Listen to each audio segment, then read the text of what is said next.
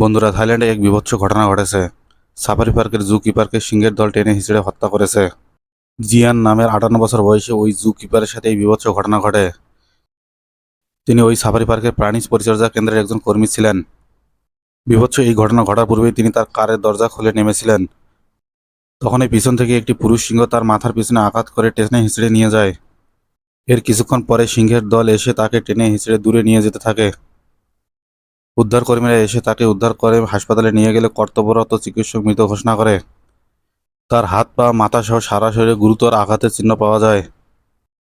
তিনি ওই সাফারি পার্কের সবচেয়ে সিনিয়র প্রাণী পরিচর্যা কর্মী ছিলেন। তিনি প্রায় 30 বছর ধরে ওই সাফারি পার্কে প্রাণীগুলোদের দেখাশোনা করতেছেন, যার ফলে সিংহগুলোর কাছেও তিনি পরিচিত মুখ ছিলেন। পরিচিত প্রাণীদের দ্বারা আক্রান্ত হয় তার সহকর্মীরাও অবাক হয়েছেন।